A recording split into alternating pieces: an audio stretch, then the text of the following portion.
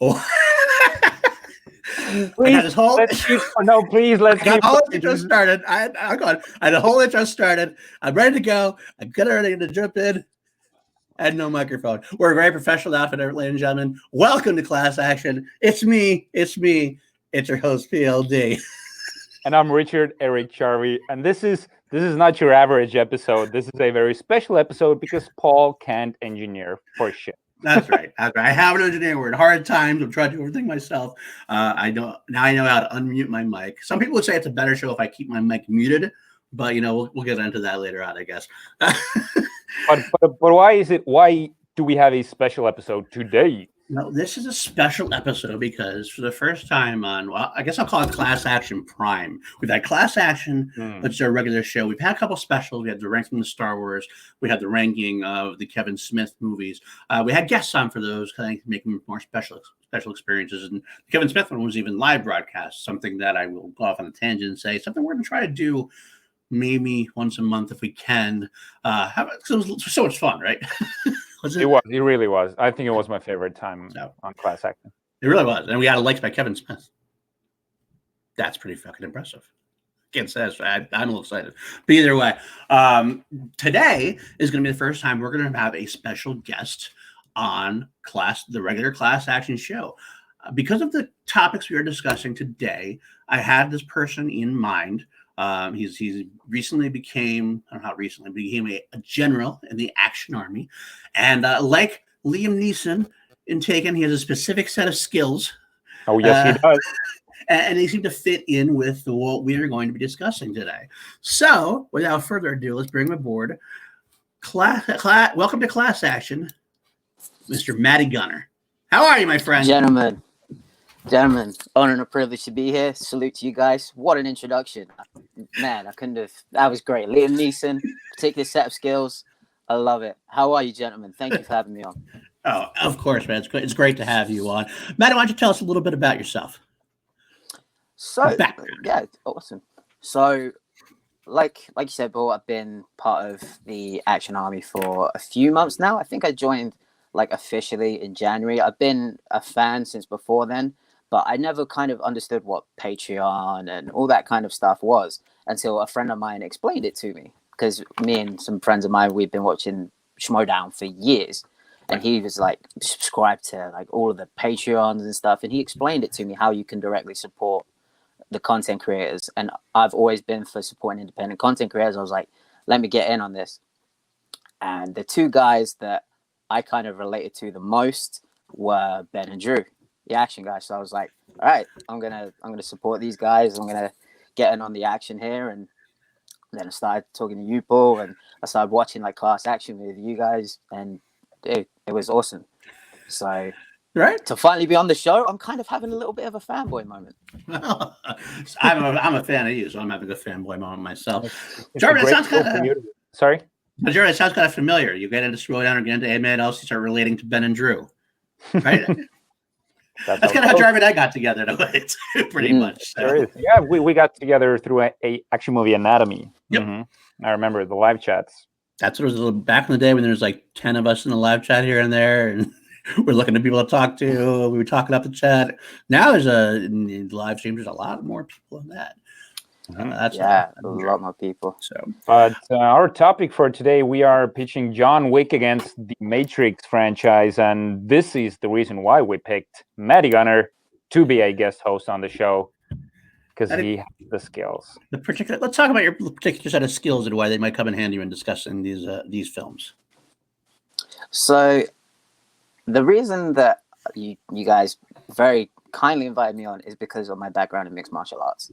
I've been a mixed martial artist for about 5-6 years now. And John Wick was I've always been an action movie fan since I was a kid. I used to stay up and watch, the channel was TNT in the UK, and they used to show old Jet Li movies at about 2 o'clock in the morning. And I would stay up and I would put in a blank VCR. For anyone who doesn't know what VCR is, maybe too young, it's like a little black box that used to put into a machine and hit record. I got that. I got that reference. And then I would watch Kiss of the Dragon and Twin Warriors and all these old school martial arts movies. And that's what got me into actually learning to fight and competing, was seeing Enter the Dragon and seeing Bruce Lee and how he would mix all these martial arts together. I was like, wow, I got to learn how to do this. And yeah, so John Wick, Keanu has been training like an animal in jiu-jitsu. We actually have a similar, our jiu-jitsu lineage is tied together. He has been training ever since he started doing John Wick, he's been training with the Machado brothers, who are the cousins of the famous Gracie family. And my black belt learned from them. Okay. So essentially, me and Keanu get our jiu-jitsu from the same source. Oh, wow. So you're black belt cousins, or something like that. Yeah, not my black belt cousins, but yeah, Keanu's getting it from the source, which is what really attracted me to watch John Wick and take it seriously. Like, he's actually putting in the work. Very cool. To come on and do this with you guys, implement some of my knowledge with mixed martial arts, I could say no. Now that's awesome, but I do have to say one more thing. We have to bring it up. There's one specific reason, especially on this channel, on this crew with Ben and Drew, who, by the way, we are on the Action Industries YouTube channel, home of Ben Bateman and Drew Guy. We definitely salute them for giving us a little spot on their channel to bring our content to the world, so to speak. But Ben and Drew are very big fanboys of somebody specific. So I have to bring this up going with this on air, because I think if nobody else wants to know, they want to get into the details of this. When Matty signed up for the Patreon, I run the Team Action Patreon, so I always go through, and if you're over a certain level, you get followed on Twitter. So I found Matty Gunner on Twitter and everything else. And I'm getting his details to give to Ben and Drew. I noticed, and I go followed by. I click the followed by. And one name popped out at me and made me lose my shit.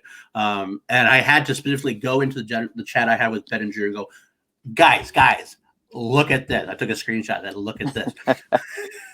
Matty is followed by none other than TC legend, Tom Cruise. What is this? How is this happening? How does it happen? So there's actually a really kind of funny random story. You look at Tom Cruise's Twitter followings, he's followed by 10 million people, and he follows 3,000 back. Right. I'm lucky to be one of those 3,000. Now, the story was, this was my first time in Los Angeles. This was going back probably 6 or 7 years ago. It was my first time visiting LA. And I walked past the Church of Scientology. Okay. And I was with a friend of mine, and we were talking. We were like, "Oh, Tom Cruise, Scientology, blah blah blah." I don't subscribe to all that stuff, so I was like, whatever. I randomly, drunkenly tweeted, because I think we were at the Hard Rock Cafe in Hollywood, and I tweeted, "I would love to get hammered drunk and talk Scientology with Tom Cruise to see if he'll make it a bit more sense when I'm drunk." Not 5 minutes later, followed by Tom Cruise. I was like, this is a joke. This is a joke. And I checked. It had the blue tick and everything. I was like, wow. What?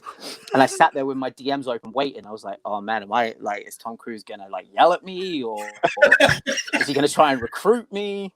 Please, Tom, yell at me. Come yell at me, Tom. Dude, yeah, yell at me, dude. Please.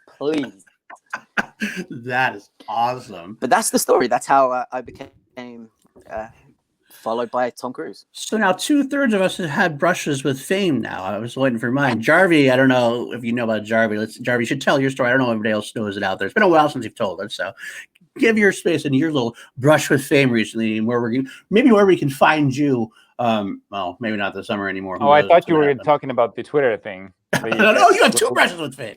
We just talked about, we did a Kevin Smith episode where we had Rachel and PJ on, and PJ tweeted out that we did a show, and he tagged in Kevin Smith, and I was like, okay. And Kevin Smith liked his tweet, and I was like, holy crap, this is the greatest thing ever. Kevin Smith liked a tweet of a show that I'm part of, and then Kevin Smith liked that tweet, and I was like, now I've made it. I can quit. I can die now. Just a follow up. I tried totally fishing for a tweet myself at that point. I got nothing. I got bupkis. So really, nothing. Thanks, guys. I love you, Kev. If you're still watching because of that, I love you. It's all good. So, but your other brush with fame, Jarvi, you know that. Come on, tell. Yeah, I already lead up to. I can't not have it talked about now, right? I don't. Yeah, come on, Jarvi. I don't know how to talk about it really because I'm not even sure if I'm going to be in the cut. But I was a part of the movie Tenet that shot in Estonia for a few months, and there was a casting call. They were looking for extras, and I was like, sure, I'll try. I'd like to be an extra, and I got a call like, we got a role that we'd like you to. No, not a role. They said it's like a special part of being an extra. I was like, what's this special all about? Then we showed up, and then my part, I'm part of maybe like 50 people in that particular scene, but I'm wearing a mask. But I'm doing some special. I needed some special training. I'm not going to say before the movie. When the movie comes out, I can point out which I am. And there was a second call when they called in more extras, and that was just a walk around a street, and I had to look at the camera and be all like, "What is that?" And I had to like look in the lens. So I'm not. If they ever keep that cut in, I'm like. We actually have a new broadcast thing. There's the thing. See, there it is. Stay there, right? He's right on top there, right on top of John David Washington and Robert Pattinson. To the right of the title, Richard Eric Jarvi, star of Tenet. That's where we go with. That's awesome. That's awesome, dude. I can't. I was already looking forward to seeing Tenet, but now, I'm keeping an eye open. It's probably gonna get pushed though. That's what I'm afraid of. Yeah, I bet. Dude, when I see you on camera, I'll be like, yeah. Yeah, I'll lose my shit if that happens. It's the new Leo meme from Once Upon a Time. Pointing up the screen. That'll be awesome. The movie theater type. I wish I had that. If I was a good engineer, I would have had that clip already like installed, so I could have just thrown it up there at that time. But I'm not. So there we go with that. So you're forgetting to mention your run-ins with a certain TV actor. Mine? Movie actor. Yeah, I think you were a part of Vanderbeek's. I did do that. I forgot to tell everyone that's true. When I went to college at Drew University back in the old days, so you're talking before everything else, before he made it big, right after he did a movie called Angus, James Vanderbeek, better known as Dawson from Dawson's Creek and Varsity Blues, wanted to go attend college, and he did a college sleepover tryout, and he stayed in my room, and I got to show him the university. He ended up joining, coming into Drew University, and when he was there, he joined the a cappella group that we have called 36 Madison Avenue, which is basically the address of the school. That's why we call it 36 Mad Ave, and I was a part of that as well. So I actually got to sing college a cappella for about 2 years and record an a cappella album with Dawson from Dawson's Creek. That's my brush. Is that available anywhere? Can we find that on Spotify? Or I don't think so. I have it somewhere digitally. I'll send you some links like after the show or whatever. I got him singing Dave Matthews and Sting, and me singing Queen and something like that. So anyway, we do all that sort of stuff. It's pretty fun now. It's pretty good memory now. He was pretty good, I gotta say. So look at this. Class action. We're very classy. We all have brushes with fame, so to speak. So but you know what? We're a little off the rails today. I don't mind. I love it. Why don't we get out to actually what this show is supposed to be about? We're talking about John Wick and the Matrix franchise. But what do we do here in class action? Generally, we take two separate items, such as John Wick and the Matrix franchise. We put them up against each other. We have 5 custom-made categories, and we decide at the end which one is victorious in the battle to the death. Well, it doesn't really, I should actually really change that because we're the whole lawyer firm we go. It should be something more law-related. Battling to the death doesn't really matter. It doesn't really sound right, but I don't care. I'm going to say it anyway.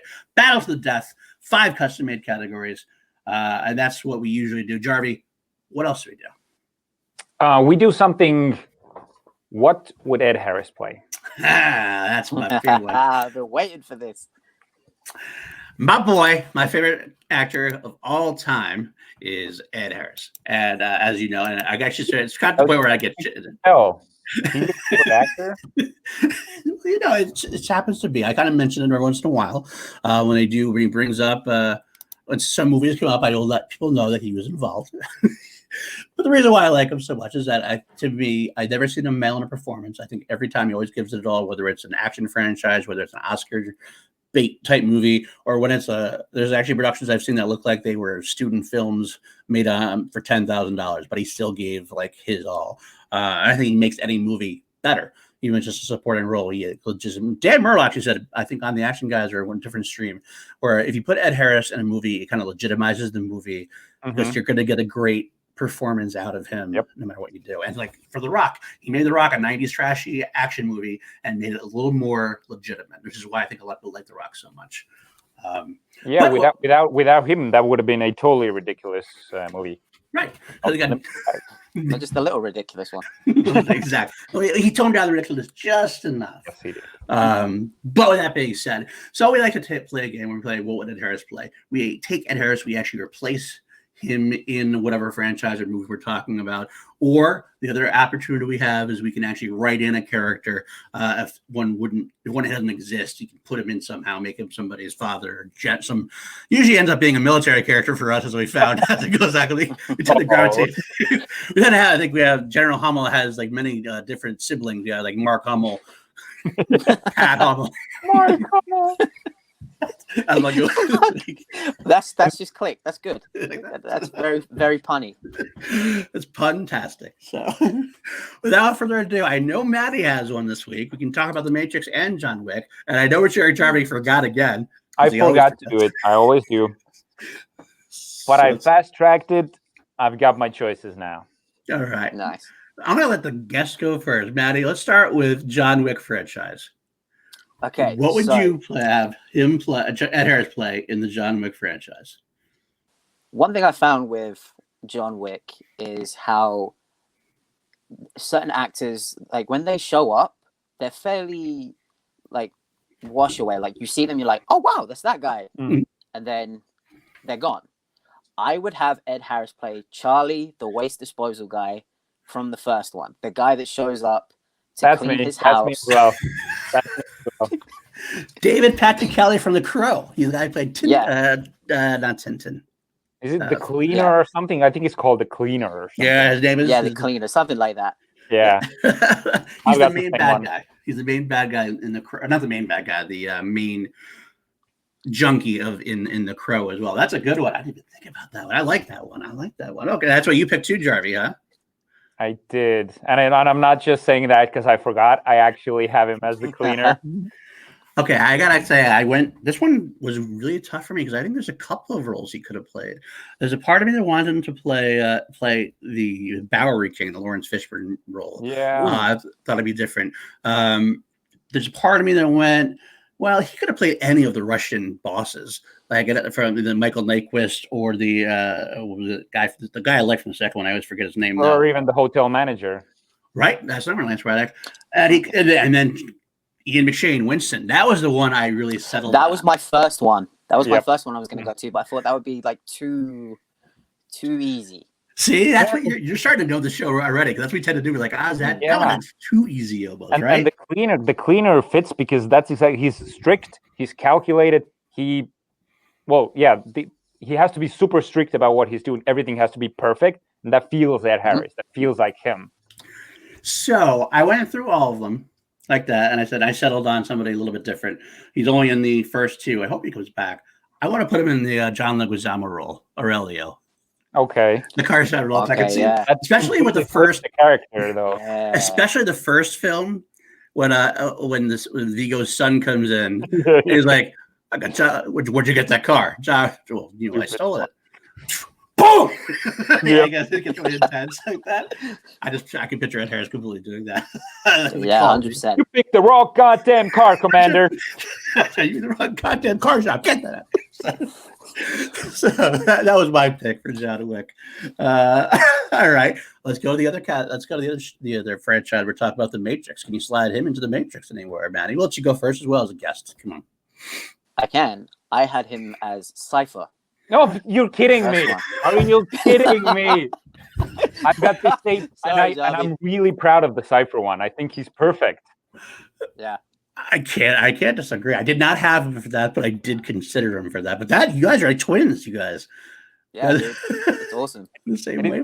The scene where he's eating snow when he's betrayed Morpheus, and he just jumps on his chair. It's like, surprise, motherfucker! I bet you never saw this coming. Yeah. Oh, I didn't think of that. That would be great.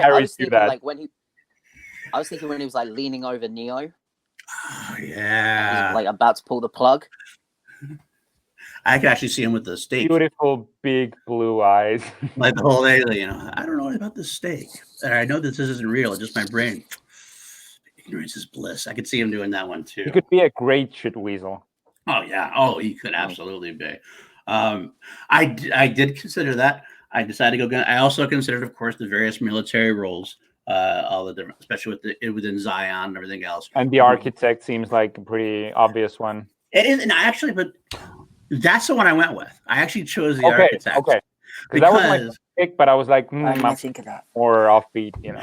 Because my initial thing is I went there, I went away from it, and I kind of came back. I went there and I went away from it because it's such a controlled character, so it's usually against his usual intensity. But there is a low key intensity of that role that he could add to it that would be menacing. That could have made just something. I think so. I would love to have seen him. And you know that Sean Connery was supposed to play that originally. I don't know if you guys knew that or not. Really? Oh, right. No, I didn't know that. I did that. I read that somewhere that he turned it down because he didn't understand the script. Basically, kind of same reason he turned down Lord of the Rings. there's a lot of like almost castings that happened for the Matrix. Yeah, a lot of them. In the way I found out more. That was pretty pretty big ones. But so yeah, I wanted him as the architect to see like just the end. I'm one we're going to talk about later, Prod, but I'll drop the tidbit. I love the architect stuff. A lot of people don't love it. I love the architecture. That's what's my favorite philosophical stuff that I've ever that had to do with the movie itself. So that's where I would have gone. So that is what would Harris play this week. At least no one says the Oracle. The Oracle. I was thinking the Merovingian at one point. Male character, which is like that's not the Merovingian. That would have been a good one as well. Why didn't we come up with that? That was a good one too. Actually, a very good one. I wonder how his French is though. I've seen him do So Russian. It's got to be amazing. Yeah, anything you can do anything. That's true. I did actually briefly consider a younger Ed Harris in the role of the Agent Smith, possibly, but then I went a little away from it. He's a little older, but yeah, but that could be good if it was a younger Ed Harris. But I just came up with a new character for Ed Harris to play in the Matrix. Hit it on me on the spot. Go ahead. And I can't remember which. I think it's Matrix Reloaded. They are talking about the previous ones, that there have been ones before him. Right. I would have Ed Harris as the one before Neo. There you go. That was Keanu Reeves. Oh, that'd be cool. Yes. That could have been cool. Yes. Yeah. I love where this is going. All right. Well, that's Ed Harris this week. We also do sometimes you also do, instead of reviews, you also have another segment we sometimes call the Public Defender. Now, this is something which actually works out perfectly because when we started this Public Defender segment, Jarvi, what is the Public Defender? Tell us what the Public Defender is. I always feel bad when I'm explaining it because I feel like I'm not doing it enough justice. We're not berating public defenders. We have great respect for public defenders, but just kind of came off the cuff and it fit. And our stereotype of a public defender, which is only like movie based, is they're usually overworked, underpaid, they're ill prepared, and they just have to come up with stuff on the spot. So that's pretty much how we lent the name. So we are going to be having a top 5 list that we have to come up with on the spot. We will have a topic like greatest 5 action movies ever, and we have to come up with them on the spot. We don't usually before. And usually end up missing totally obvious ones because we have no. That's the point. That's the point of it. So we have some ridiculous, panic choices that might not otherwise make the cut. When we introduced the segment, we kind of had a hard time with it because, there's only 2 of us, so I could give Jarvi one or Jarvi because if we don't know the topic, how we're going to have it. So we floated about this idea of having people I did it once or twice. We had Matt Kearns give us one or did it on air. Oh, this week we have a guest. So I said, Matty Gunner, why don't you come up with a list for Jarvi and I to make a quick top 6 or so of? You end up usually doing 3 each is how it ends up going now. But so why don't you give us your public top 5 or top 6 off the cuff topic that Jarvi and I can riff on and see what we can come up with and how badly we're going to embarrass ourselves with. So this one, I figured I would keep it close to the subject, fairly close to the subject, also close to the brand. Okay. Of AI. Okay. I would like you guys to give me your top 5 performances of an assassin. Oh, I love this. Ooh. Top 5. Okay, I'm gonna go first then because I'm gonna throw one out there. I don't know if this technically counts or not, but I'm gonna make it count. We did that. We covered. They covered on AMA. They covered 13 Assassins, and there's that role in there with the samurai. And I can't remember his name, One but movie I haven't seen. the one quote I can tell you the quote of the guy. Like it's basically another Magnificent Seven type movie where it's like there's a low key seven samurai type people. And they call them assassins, so that's why I'm going to let it make it work. They're fighting a big group of people. He has his sword out and just like has his apprentice there with him, and he just sits there and he sees this whole big rush of people coming towards him. He's like, anybody who gets by me, don't let them get by, or something like that. Is like basically kill anybody who gets by me. And the guy's like, okay, sir, pretty much. And he ends up going, I love that. It's the most badass sequence in one of AMA's badass sequences ever, I think. So I'm going to use that one as my number 3. We'll do top 3 each. That's what we usually do. So that'd be top 6 total. So Jarvi, what's yours? I'm gonna say this is a very unfamiliar character for many people. I feel like I can't remember the actor's name, but it's the movie Faster with The Rock. And there's this really slick assassin who like does yoga in the morning. I can't remember his name. I don't want to look it up right now. Okay. But he's this really cool character that has to take out The Rock's character. It's sort of a side character, but totally takes over the movie. He's like super cool, slick. He's got an awesome girlfriend. He's not your average like silent, deadly assassin type. He's more like this playboy, but still very good at his job. Accurate sort of depiction of a hitman. So I really somehow remember that character, but I can't remember his name. So I'm gonna say the assassin from Faster. Okay, I'll give his name. Oliver Jackson Cohen is the killer. That's what he's called. And I think that's his name, right. the killer. Yep, that's him. Exactly. Okay. I got one. And I almost want to say it for my number 1, but I can't think of any others off the top of my head. I'm still thinking about my next one. But I'm going to do it anyway. Tom Cruise in Collateral. Yes. I was afraid you were going to say Jason Bourne or James Bond because I don't want to pick these. But that's one of my favorite Tom Cruise movies. Vincent. You never see Tom Cruise. Vincent. You don't see Tom Cruise play the villain very often. And when he does, it is cold as F. Let me tell you. One of my favorite movies I got introduced to through him. I just one I missed. But seeing Tom Cruise with his salt and pepper hair at that point, going up against Jamie Foxx, as we say, Jamie Foxx. 2 X's. 2 X's. Anyway, that's one of my favorite. Actually, one of my favorite Tom Cruise roles. So. I'm struggling. Great choice. Big time. Paul, if you've got one. You want to do another one? For me? Oh, God. Okay. But because I want to think of a good I don't want to think of a cool character. I want to come up with a good performance from an assassin. That was what I wanted to get you guys with. I didn't want it to be who's the coolest. I wanted it to be who personifies an assassin. Assassin is it's a broad-based character, and you can be in different things. It can be different eras, different things. So I do have one more. If you're ready to go, Jarvi, you can go. But I do have one more. You go first because it's very on brand for me. It's going to be very on brand for me. So Ed Harris. It is fucking Ed Harris. Ed Harris in Enemy at the Gates. He plays the World War II sniper, Russian sniper. Great one. Oh, he's so awesome in that. I remember, like, he has the kid, the role of the kid who goes back and forth between Ray Fiennes' Russian character and Ed Harris's German character, and they go back and forth, and they make Ed Harris the best badass. It's not an assassin moment, but he just basically he comes in the kid. You see that Ed Harris. It's kind of a spoiler, but fuck it anyway. He's hanged the kid, and you're like, dude, this fucking guy is savage.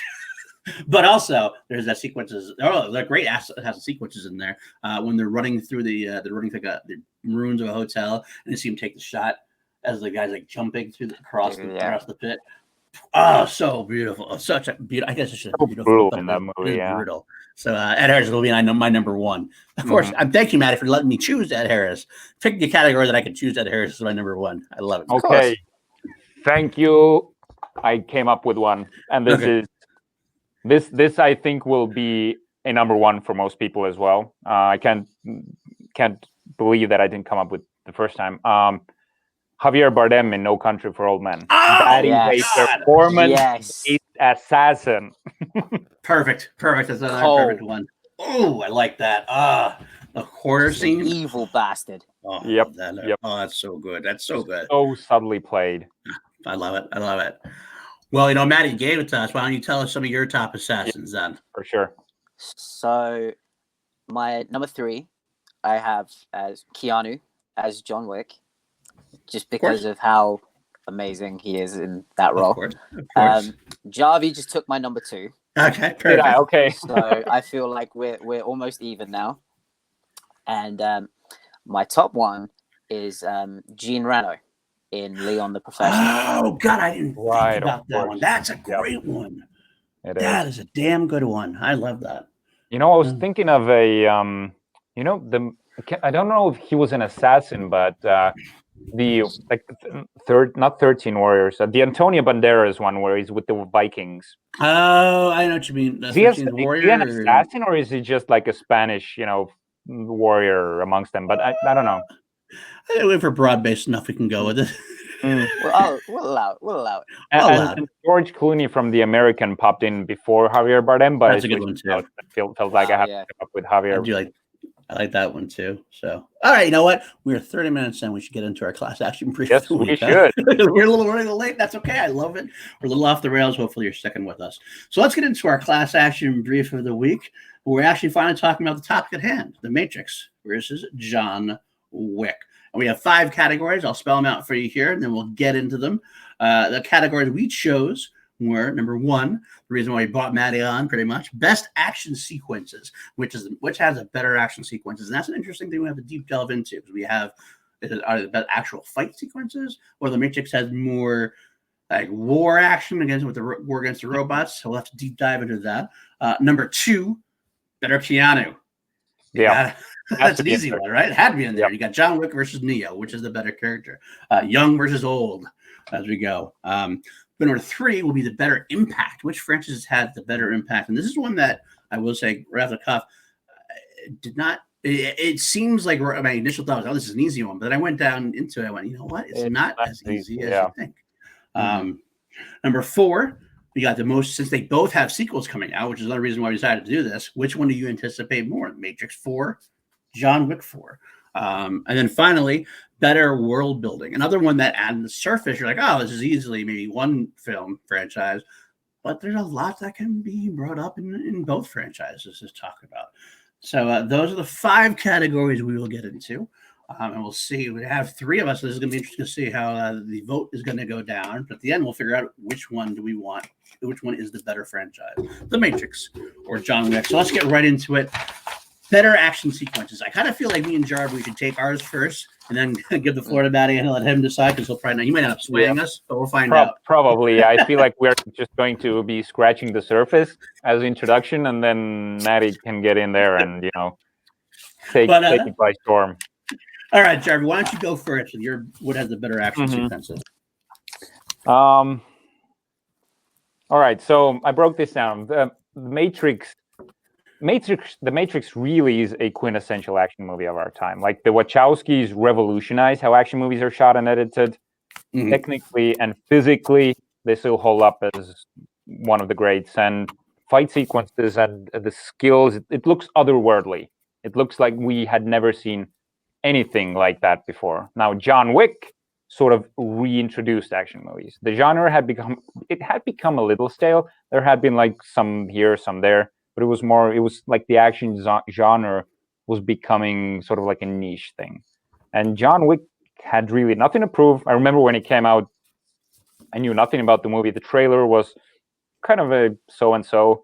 And when it came out, the hype started to build and build and build. And I think what makes it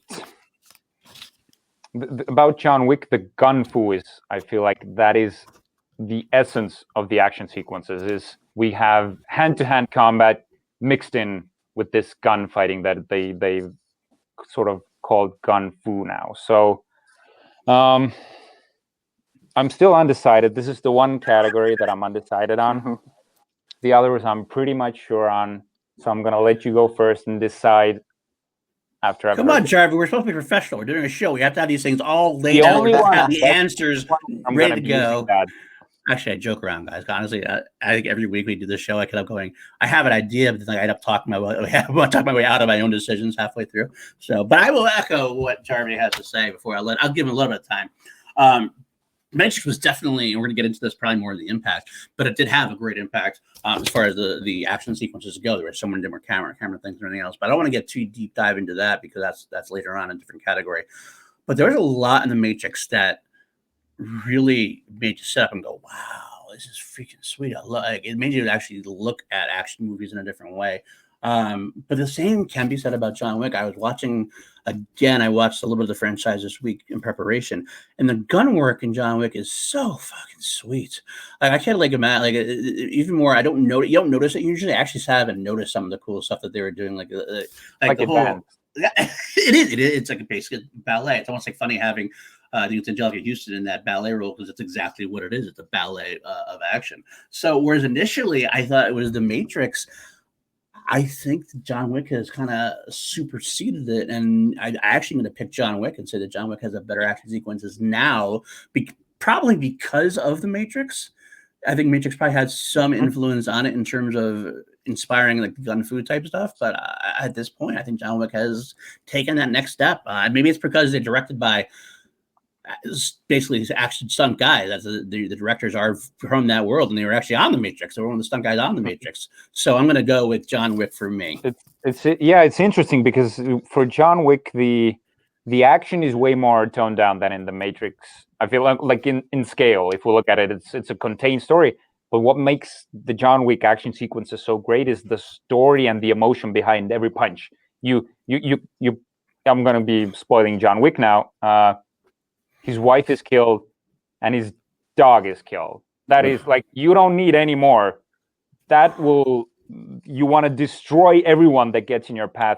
And even though the Matrix is more technically advanced, John Wick has more weight behind every punch. I agree. It sounds like you're going John Wick there, Jarvi. I think I am, which all is right. Fucked up to say, but I think I am. All right, Matty, talk to us, boy. Looks like we're going across the board here, boys. I'm going with John Wick. All right. I can't believe I thought I was going to be picking The Matrix, but go ahead, Matty. Sorry, I cut you off.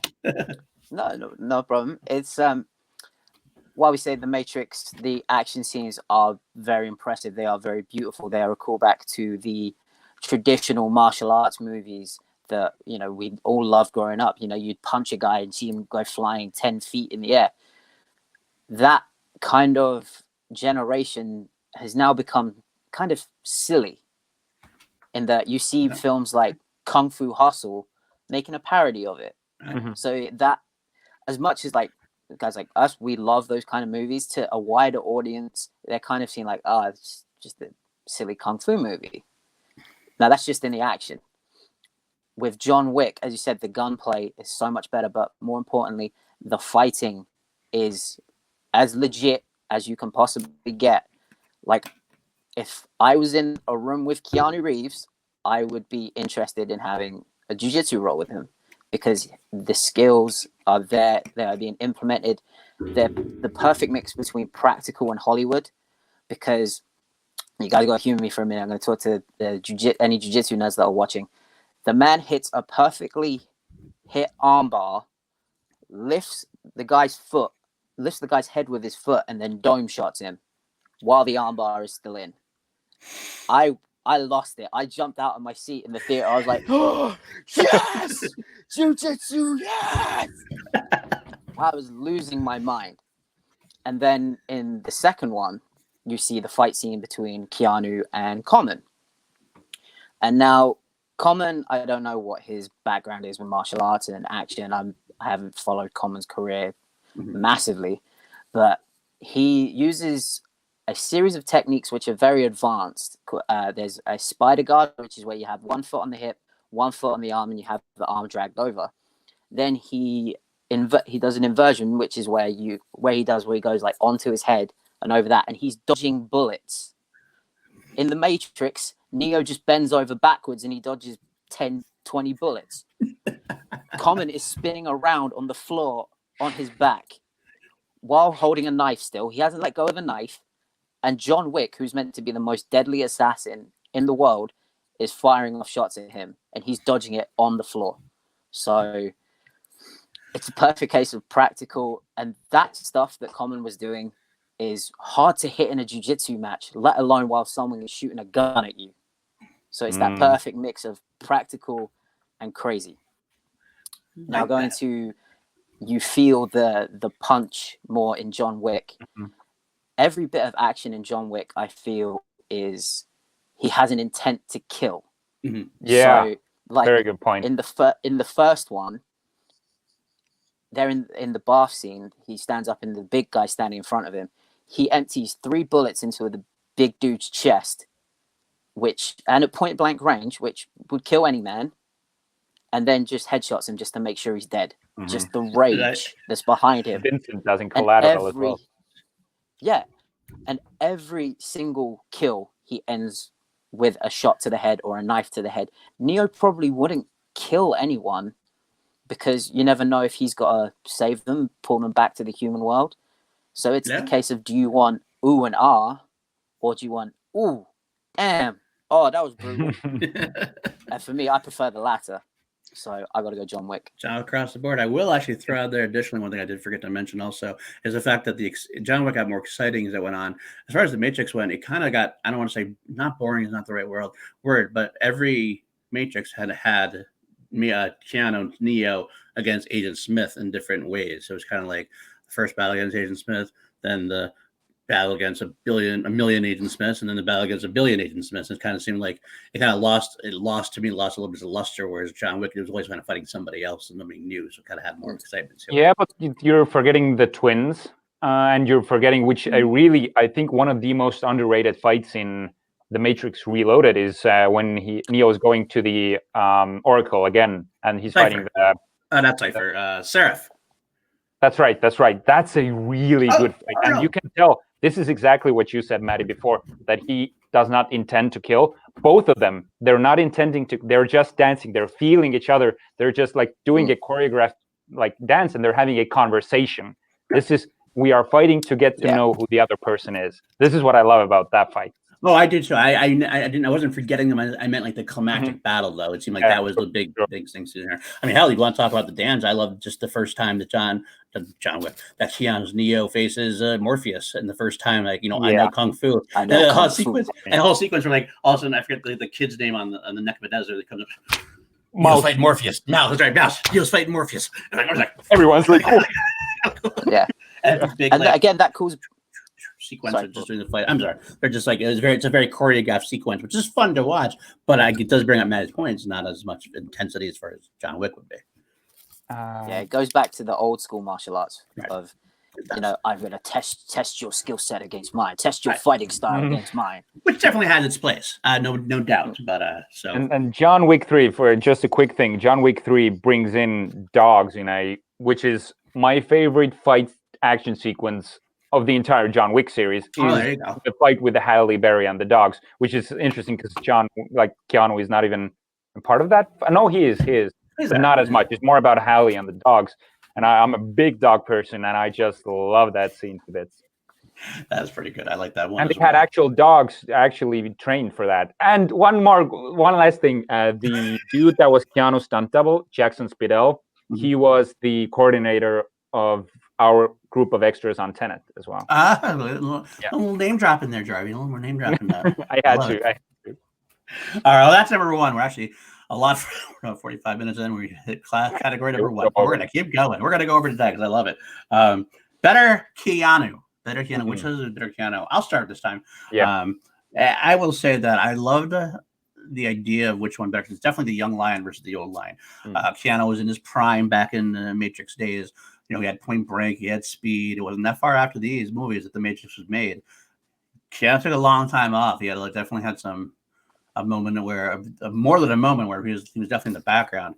John Wick is one of the things that really brought him back. Now he's more old, grizzled actor, but I feel like he's more in control of himself now. And he's more in control of the franchise. Like I'm actually going to go. I'm going to spoil it right now. I'm going with John Wick again because John Wick.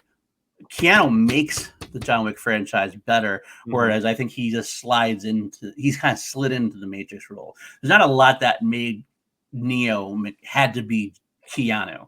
I think a lot of people could have slipped that role and it would have been.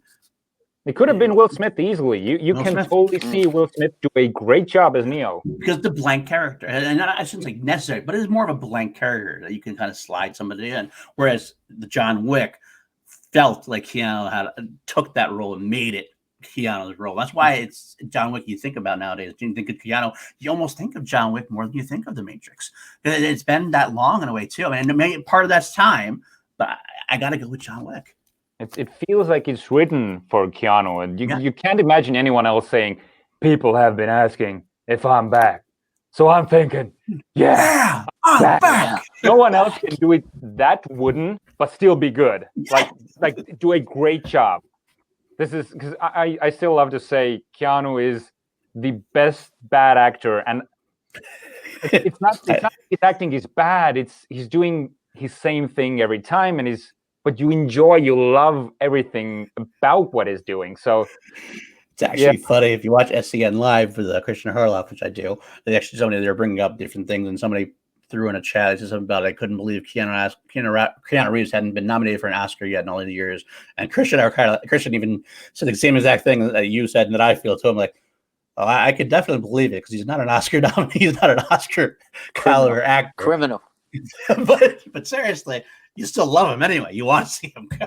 So, all right. Well, Jarvi's got Wick. I got Wick. I'm going Wick as well. Yeah, it feels like Keanu Reeves is almost following the footsteps of TC Legend in the fact that he's getting older, but he still likes to do a lot of his. Not doing most of his stunts, but he's doing a lot. You feel like he's doing a lot. You've seen the training videos also with the gun training. Everything he does is doing everything. It's so cool. The featurettes are great. So he'll never be Tom Cruise, but he's not a bad alternate.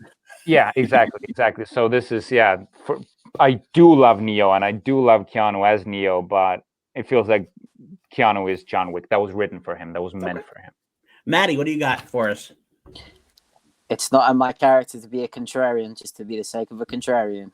I have to go with John Wick. Wow. This is not going the way I thought it was going to go. Go ahead. I'm going to surprise you guys at some point. Neo, as we said, it was originally meant to be Will Smith. Right. Keanu kind of slid into that role, and it made him a global megastar. Obviously, he had Point Break, other projects before that were big films, but nothing to the level of The Matrix. And we'll get into cultural impact and everything a bit later. Mm-hmm. But again, he had that kind of lull where between Matrix and John Wick, he had 47 Ronin, which I loved, mm-hmm. Man of Tai Chi, which I loved, but a lot of people were like, those are just Keanu doing films that he wants to do. And that's fair enough. As an artist, you have to allow him that expression to go off and do things that he wants. Maybe the type of man that Keanu Reeves is, he doesn't want to be a big Hollywood action star. It just kind of fell into his lap. It's not the kind of human being he is. So he went off and did that. And again, John Wick is a labor of love for him. But it just so happened to revitalize his career to the point where he is now in a highly anticipated video game, Cyberpunk 2077, which is coming out. He's one of the main roles in that. Yeah, Keanu is one of the main characters in that video game. Huh. I'm going to write that down. He's being talked about for Marvel movies. Mm-hmm. Heard that. So John Wick has really revitalized his career, whether it was by accident or by not. The man is 55 and he's a cultural icon. Who else can you say that about? I will have to say that he might have tried to trash his career by putting out that piece of shit called Replicas. I don't know if he saw that movie. I feel like that movie's like actually like bad but enjoyable. I've never seen it, but it feels like to me the trailer makes it. I just saw it. I was intrigued by it, and I watched it. I'm kind of like, this is it borders very dangerously on self-parody. I'll say it's not kind of like a robot, but yeah. Exactly that kind of thing, but all right, there we go. Had the thriller with the two girls as well, the Eli Roth movie. That was weird. That was a different one. That was, but he's got. I can't remember his name for now. move on from that. All right. So there we are. John Wick is destroying the Matrix right now. Can we change that with the next category? Matty, it's your turn to lead us in. Let's talk about impact. Yeah, I told you guys I was going to switch it up. I'm going with the Matrix on impact. Okay. Because not only did it changed the way the action movies were shot with the whole bullet time theory, which for those of you who don't know is a set of still cameras circled around a subject that are fired off in quick succession and makes it look like time is slowing. So not only did it do that, it revitalized martial arts in movies, but culturally as well, it kind of highlighted how we have a detachment from our primal human selves with technology. We rely so much on technology in our day-to-day lives. Like, so this live stream is an example. It's a crucial part of our lives as fans. We enjoy the content that gets put out by the content creators we follow. But ultimately, it's sucking us into a world which is detaching ourselves from our primal basic instincts. And that kind of, the Matrix really highlighted that. And I felt, wow, this is going deeper than an action film or any kind of film. John Wick did revamp and change how action movies are done, because now you have a 55-year-old man who is learning martial arts, who is doing his own stunts. These young bucks in Hollywood now have no excuse to be overusing stunt doubles. And now stunt choreographers, fight choreographers, they are being given their due respect and their dues. And I feel Matrix, overshadows all that with its cultural impact as well as its movie industry impact. I agree. I'll take next chart if you don't mind. Yeah, sure. I will say that everything you just said, I'll double down on that. The Matrix had such an impact at the time, specifically. I mean, it's the only film I remember. It came out the same year as Star Wars Episode 1: The Phantom Menace, and Star Wars was such that whether you like the Episode 1 or not, that's a totally different story. But at the time, that was the most anticipated movie. It actually might even still have been the most anticipated movie in movie history. It was such a big back to it. And then there's this little movie called The Matrix that came out this year. And at the end of the year, everybody's like, holy fuck, The Matrix. And I know it says a little bit to the quality some people had it with Episode 1, but Matrix overshadowed it in so many different ways as far as it was the Star Wars of that year. It had moved things forward. It had taken such a new place in cinema world, changed movies, how movies were made, how it was impacted. And it did have a cultural impact as well, outside of just filmmaking.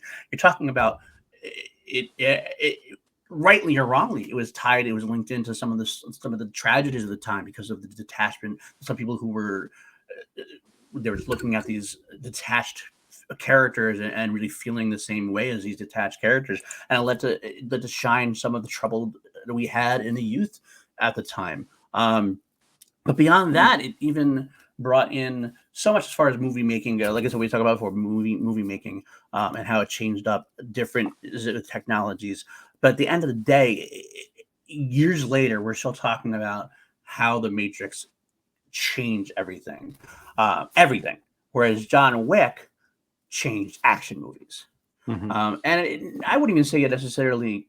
It was more revitalization than anything else. I mean, there was definitely things that steps forward made in the John Wick franchise as far as movies go, but its impact is definitely more localized to a specific genre, whereas Matrix was more of a film and even worldwide impact at this point. But God, did Wick have a lot to do with a lot of different things, as far as like Matty said, with directors getting their action sequences getting their due. People start talking about the Oscars now. They talk about either Mission Impossible getting stunt issues, and now John Wick also getting possible nomination for action, Mad Max and everything. There's a lot of different. So it's definitely a part of a revolution that's kind of coming. I got to feel that stunt work and flight tickets will eventually get their due at these award shows. I feel like that's gonna happen eventually, and John Wick will be one of the reasons why. It's I'm sorry, go ahead. So I'll actually just finish up and say, with that all being said, I still got to give it to the Matrix overall as impact for now. It could be something later on that changes, but for right now, I got to give it to the Matrix. I just want to piggyback you talking about stunts. It's crazy. I don't mean to name drop, but again, instead of Tenet, seeing what stunts are doing, even for the simplest things. Someone getting shot, someone falling down. So there was a moment when I had to fall on the stairs and pretend I'm dead. It's like, okay, they didn't want to give any of the extras, stuff like that. So I was like, okay, well, they are asking if anyone feels comfortable falling down. I was like, sure, I'll go. Like, so there's a moment I get shot, I fall down on the stairs. It's like cut. I stand up. I'm like, holy shit! I like totally like simplest falling down over on the stairs. The simplest thing, but it's so when you see the stunt guys do it, it's like a freaking art. It's like art. It's like watching art, and you try to do what they do. You get nowhere near what they're doing. Anyway, so the stunts has taken a whole new meaning for me after being on the set of Tenet. But we were talking about better impact, right? Yeah, totally going with the Matrix here, and I think we should look at the directors as well on this part. This is we have David Leitch and Chad Stahelski for John Wick, yeah, and we have the Wachowskis. So Stahelski and Leitch, they're up and comers now. They're getting more and more movies.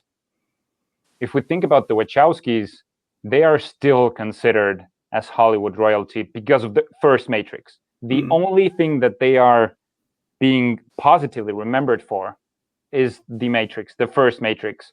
People don't like the second one, the third one. Even Cloud Atlas people are mixed on. The horrible bomb of Jupiter Ascending, which I thought was actually pretty funny and cool, but it's a bad movie. They are still considered Hollywood royalty for the first Matrix. So I think it's an easy win for the Matrix. Fair enough. That's a clean sweep. All right, Matrix taking its licks and coming back a little strong now. So it's a fight now, as you said. The Russians cut, and it's a bet. Let's go, Rocky. Now go to the most anticipated sequel. They both have sequels coming out. John Wick and Matrix on the same day, and they're scheduled to come out the same day. I think one of them's got to move. I don't know which they are going to move, but something's going to move. They can't have that happen on the same day. That would be. What's the date for now? Is it? Next summer, I believe, is what the idea was. May 21st. May 21st, I believe. Next year. Yeah, next year. I think one of them's got to move at this point. But I think John Wick's gonna move, and I'm already taking the lead here. For me, I'm already saying what I'm expecting more. I'm waiting for the Matrix. The John Wick. What the issue I have with the John Wick movies is. The action kept on building and building and building throughout the second and the third movie. The third movie I did enjoy, but I enjoyed it the least because everything was so everything was so elevated all the time. So I had almost no time to take a breath and get into the next scene. It felt like it's building. It's cool, but you kind of wanted to take a break, give you some more time to breathe. So what I'm afraid of is the fourth one makes me a bit more skeptical. I'm like, okay, I hope they're toning it back a little bit because it feels like the whole world is. We'll get into world building in the next one, but it starts to feel like a superhero universe already, almost. But the Matrix, we are getting all the original crew back. We are getting one of the Wachowskis. It's just something I feel like. People want to and believe that they are going to be replicating the magic of the first one.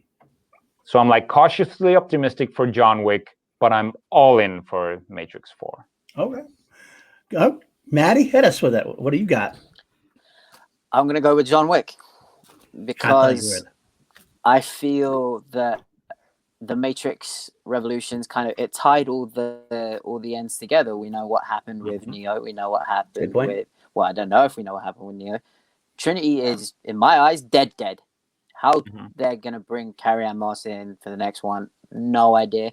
I'm curious about that. The one thing that kept John Wick going is the fans wanted it. And that's always been the thing that Keanu has said. I will keep doing this as long as the fans want it. No one asked for a fourth Matrix film. Like, we were happy with 1, 2, and 3. Okay, Jarvi. Jarvi asked for a fourth Matrix film. Maybe this film is just for Jarvi. Who knows? Maybe he'll get an EP credit somewhere. But no one really asked for it. Am I curious about it? Yeah, because I want to know how the heck did Neo survive? Is this younger Morpheus going to be the next one? how they're bringing the Merovingian back in. What role is he going to play? Is he going to be like a new architect kind of figure? Has he like succeeded the architect, and is he the new big bad? I don't know. And you say you hope that John Wick is a bit more scaled back. I'm completely opposite. Yeah, Go okay, all I in. get that. I get that. John Wick versus the world, baby. I want John Wick versus the high table, the whole organization. Does he know that Winston betrayed him? Spoiler alert. But does he go after the Continental Hotel as well? I'm like, yeah, give me all action, more action. I want it. But it faces the danger of becoming the next Fast and the Furious franchise if it just keeps on going. Or is that what you want? You just want it to, skyrocket into wherever. Yeah. John Wick 10, where John Wick pushes a tank. Yeah. I want a decent, a true to life martial arts movie. Okay. To reach the legacy of something like I want John Wick to have the same legacy as Enter the Dragon. Oh wow. Okay, that's a tall order, but because we don't have any martial arts superstars anymore. That's true. Yeah, that's true. That's very true. That's a good point. Let's go. All right. Well, I'll throw in my there. I see both sides of the story. I do agree with Jarvi a little bit that I was less of a fan of John Wick 3 than much of the world was because of a similar reason. It kind of seemed like it was like all in all the time, which I get. I love part of it. But I feel like time, as far as anticipation goes, time works for the Matrix. We just had a John Wick. We've had 3 John Wick movies since 2014. Here it is 2020. And I'm excited about John Wick 4. I love John Wick 4. But I gotta go, wow, the fucking Matrix. We haven't had one of those in such a long time. What are they gonna possibly do? Now on the flip side, another thing that Jarvi mentioned is the Wachowskis. I know they only have one of the Wachowskis this time, but they haven't done anything that's been of note for anybody pretty much since the original Matrix. That's a long time ago. And I'm an apologist, as you'll find out in my channel sometime soon. I actually do like some of the Wachowski stuff. I actually like Speed Racer. I actually enjoyed Cloud Atlas. I even had some the Jupiter Ascending. I actually had fun with it as a very B science fiction movie. I'm kind of with William Bibiani on that. If you ever read his take, it's not a good movie, but it's a fun movie that does what it's supposed to do. Let's put it that way. But to the world itself, Wachowskis haven't had a hit since Matrix, so how the hell are they going to pull this off? And then Matty's got the same problems too.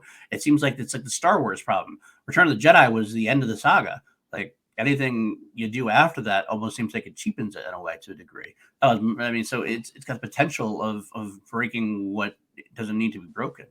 But aren't you curious for that reason? Even though if you believe that it might be bad, you're more curious to see the Matrix than you are John Wick. Jarvi, you're taking my answer for me. That's exactly where I'm going to go. Okay. I am actually going to go with the Matrix because of that. It goes back to the idea of, and it's just not by much. I'm going to love sitting there in John Wick 4. When John Wick 4 comes out, I will definitely be there.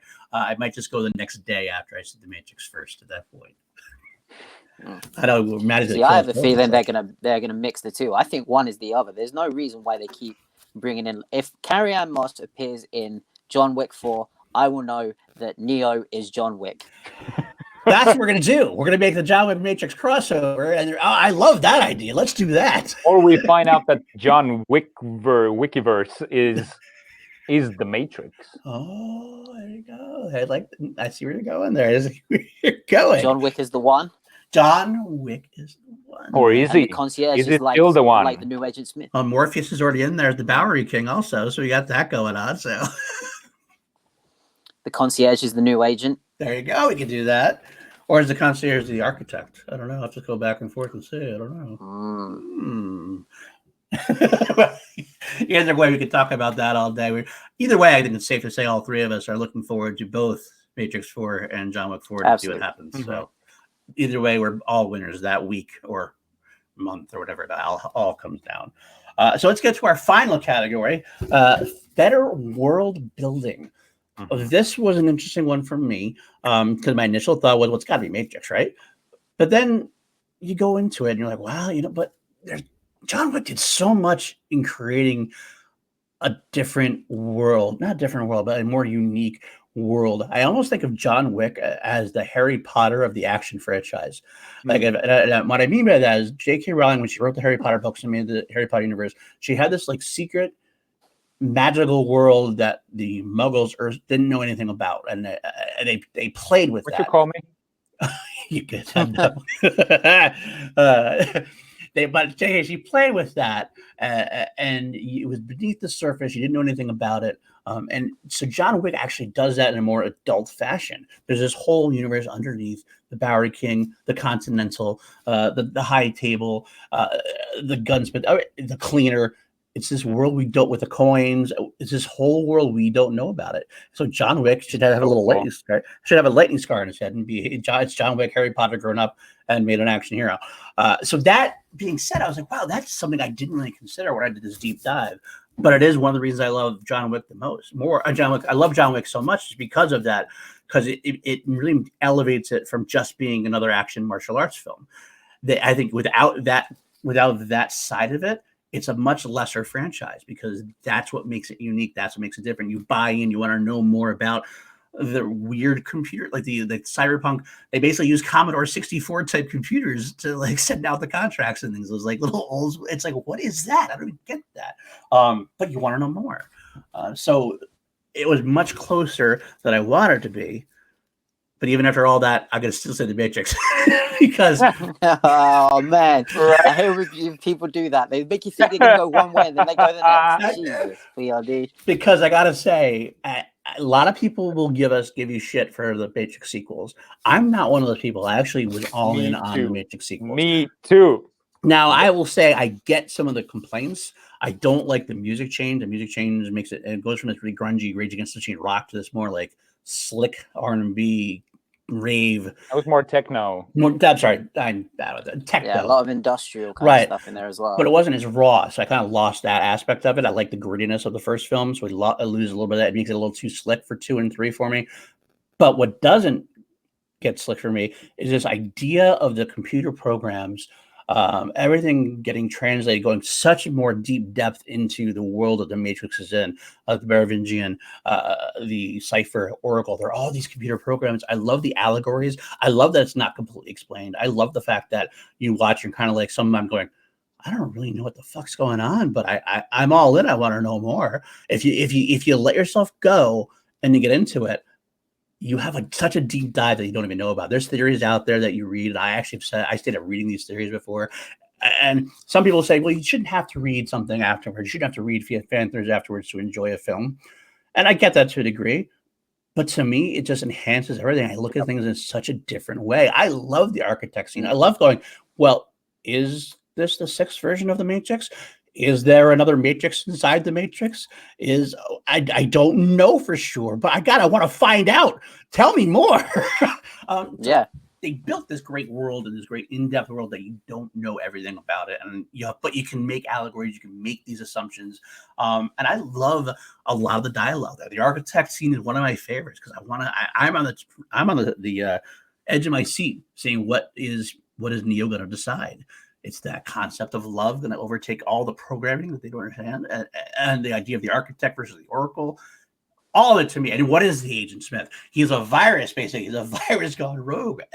I love the whole allegory of the whole computer system. Everything about it made work for me. So at the end of the day, I think the Matrix world building is a little deeper, a little more expansive, has a little more potential to even get bigger and crazier than John Wick. So I have to go Matrix myself. I think it's you have it backwards because people are the virus, they are the cure.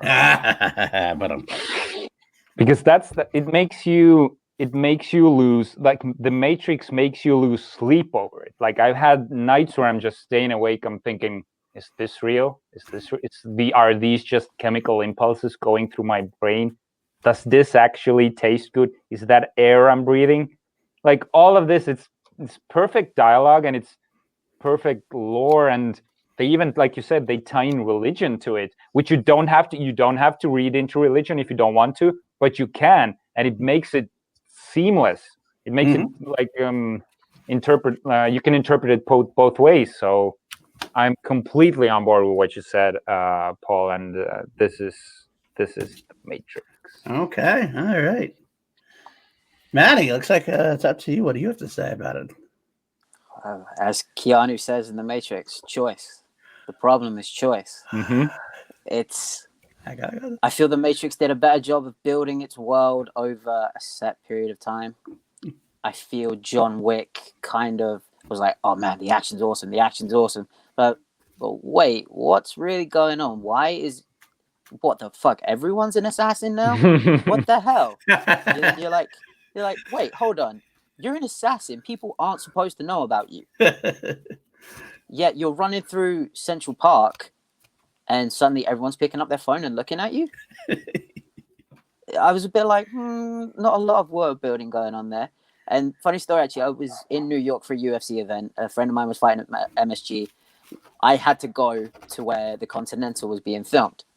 Ooh. Now, when we went in there, I looked it up. It's just an office building. It's a place where people rent offices. Oh. No security or anything going on there. And they told us we weren't allowed in. I said, come on, man, I just want to take a picture of inside. And he was like, nope, no one's allowed in. If you don't leave, we're going to call the police and you're going to be done for trespassing. I was like, are they filming in there? The guy was like, are they filming John Wick in there? And the guy was like, yeah. So they are going back to the Continental in New York. But I feel like John Wick, there is more depth to it. You learn that the coins are like a bartering system, kind of like how Bitcoin and all these new terms of currency. Exactly. So that's like a new type of currency that is solely based in this world. You learn what the cross is and all this substance that's there, but I feel like it was a little bit too late. I think The Matrix did a job at building a bigger world, but I think John Wick has more substance to it.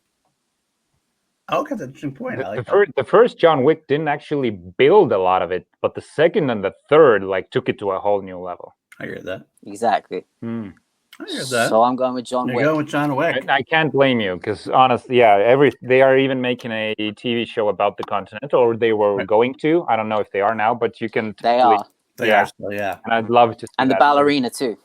I did hear that too. The ballerina are going to do that as well, which is interesting to say. I hope they are successful because I love the world. You make some great points, man. I'm not going to lie. I do wonder if John Wick doesn't have the potential to have the same problems that you have with the Matrix, so getting too big for itself sometimes. I kind of feel sometimes in 3, like you said, everybody's an assassin. It has a danger of going from this small underworld part, whereas but that's the importance to it, is that's an underworld, that there's a real world and it's underneath. Whereas now John Wick is tending to almost push it against where everybody's involved, and if everybody's involved, then it's not a secret world anymore. Yeah, a special world. So I get that there's a danger for that to happen. I'm not saying it has happened yet. I don't think it quite has, but I did feel a little bit more of that during John Wick 3, for example, that I felt. I thought John Wick 2 was the perfect mix of that small secret society, yet being very in-depth in the world. So that's it. I gotta say it, which is funny. We're done with our categories now. I'm tallying them up as I go, and I don't know if you guys realize this, but we have a winner, and the winner is 8-7.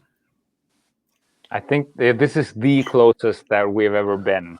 8-7, and the winner, because of Matty Gunner's last decision, is the John Wick franchise. No, yes! It was 7-7. Well, we turned it over to Matty Gunner to decide which world was better. And that's why I'm right here at the edge of my seat going, he's talking both up. He's talking both up. I always thought he could go either way. He could be pulling a fast one here.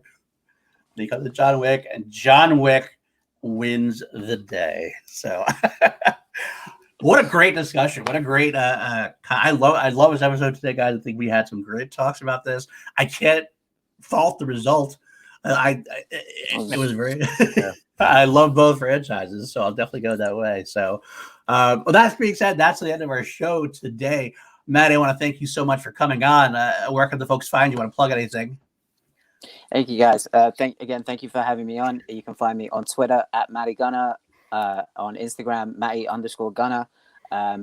The ONU MMA show where we break down fights. We're going through throwback series right now every Wednesday and Fridays over on the Wild Jones Podcast Network. You can find us there.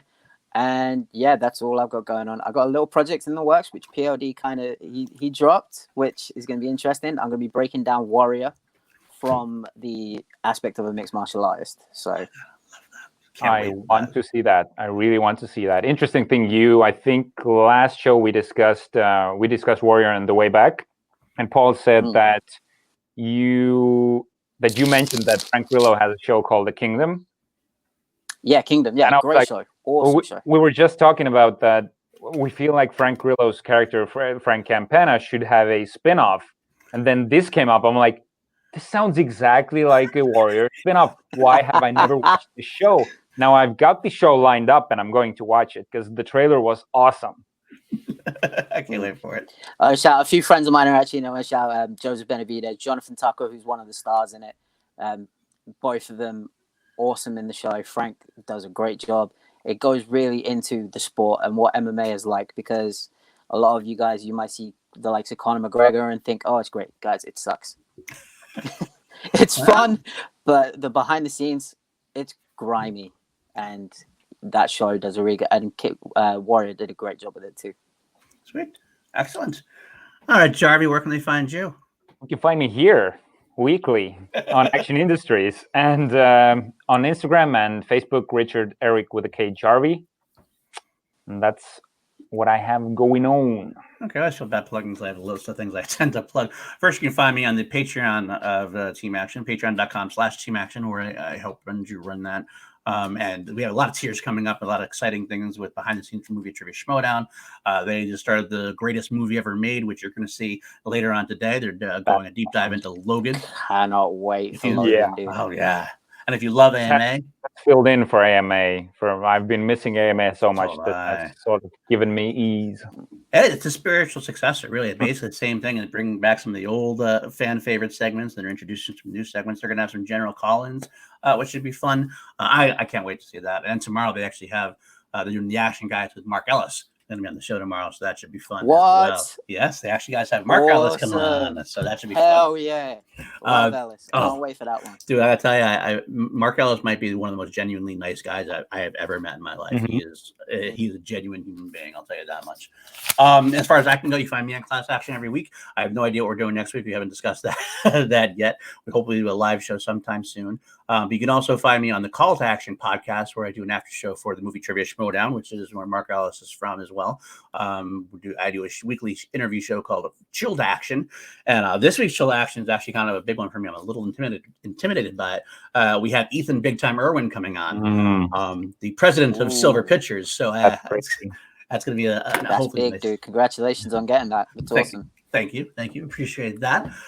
Finally, I also mentioned my own YouTube channel that actually opened recently called PLD Projects. I do a weekly Star Wars show, doing Clone Wars. I actually have done a weekly show on V, one of my favorite 80s sci-fi franchises.